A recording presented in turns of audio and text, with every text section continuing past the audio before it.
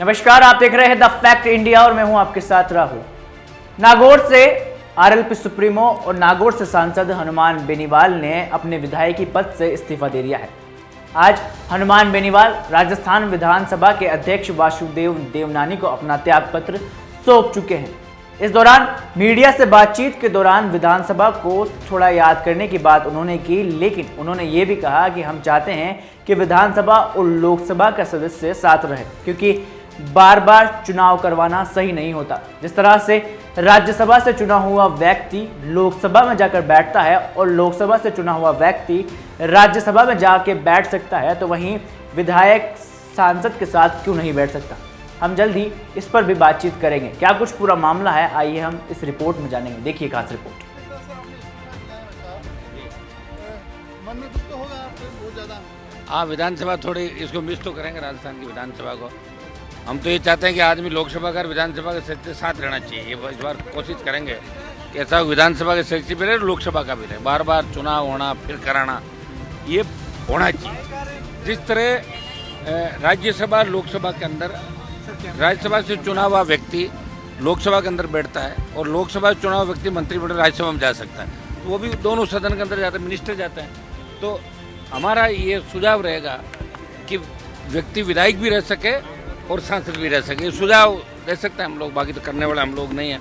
लेकिन राजस्थान की विधानसभा को हमेशा मिस करते रहेंगे, क्योंकि हमारी राजनीतिक शुरुआत इधर राजस्थान की विधानसभा से हुई। और आज चूँकि इस्तीफा मुझे देना था, कल 19 अंतिम दिन है, तो आज मैंने नियम समिति की जो बैठक थी उसमें पहले भाग लिया। और विधानसभा के अंदर नियमों के अंदर शिथिलता कैसे हो, विधानसभा के नियम कैसे बदले जाए और किस तरह विधायकों को उनके अधिकार मिले, किस तरह बोलने को उनके अधिकार मिले, किस तरह अधिकारी प्रोटोकॉल की पालना करें और नियम समिति में संशोधन हो।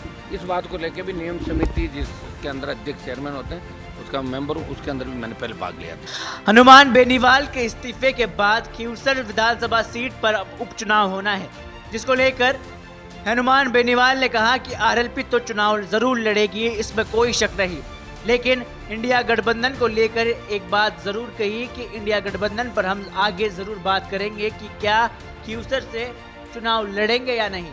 इसके अलावा राहुल गांधी के ईवीएम पर उठाए गए सवालों को लेकर भी हनुमान बेनीवाल ने कहा कि ईवीएम के बिना बैलेट पेपर से चुनाव होना चाहिए, क्योंकि ईवीएम में गड़बड़ी हो सकती है। जब नीट का पेपर आउट हो सकता है तो ईवीएम क्या बड़ी चीज है, इसमें बड़ा घोटाला या घपला हो सकता है।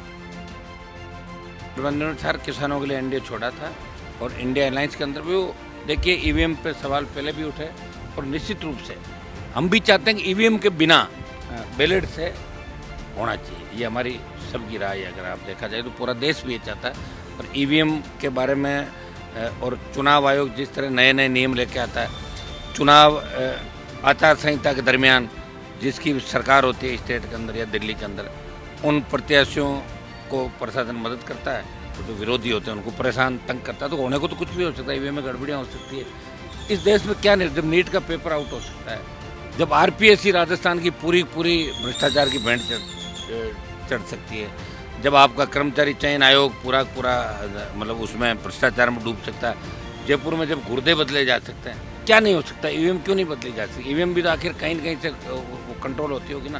तो इसके अंदर तो ये बयान में मुझे सच्चाई नज़र आ रही है कि कहीं न कहीं ईवीएम में घोटाला घपला है। नहीं तो इतना विरोध था देश के अंदर और विरोध के अनुरूप वोट कम मिला इंडिया अलायंस को। अग्निवीर स्कीम को लेकर सांसद हनुमान बेनीवाल ने कहा कि अग्निवीर के संशोधन को हम नहीं मानने वाले, बल्कि पूरी तरह से अग्निवीर को खत्म करना होगा। इसको लेकर वे जल्द ही बड़ा आंदोलन करेंगे और दिल्ली कूच करेंगे। अग्निवीर समाप्त करवा कर वो पहले की तरह सेना भर्ती होनी चाहिए और यही देश के नौजवानों की भी मांग है। और उनके साथ साथ कोई भी किसी भी प्रकार का समझौता बिल्कुल भी नहीं होना चाहिए।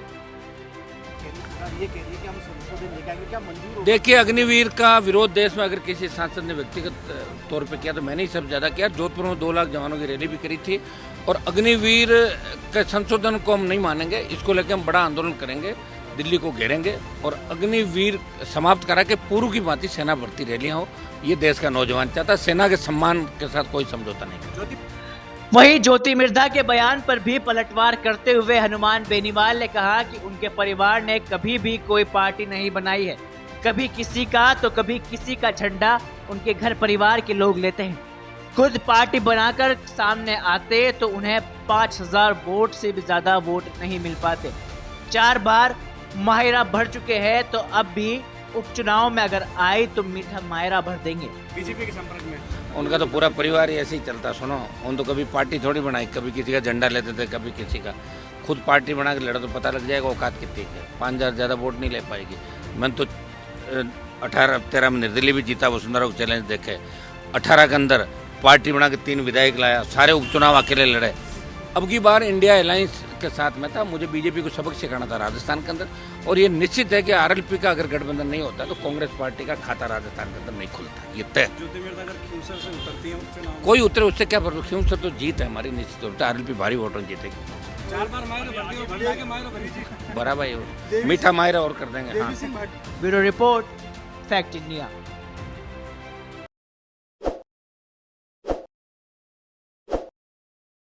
ताज़ा खबरों के लिए विजिट करें द फैक्ट इंडिया की वेबसाइट और डाउनलोड करें द फैक्ट इंडिया ऐप।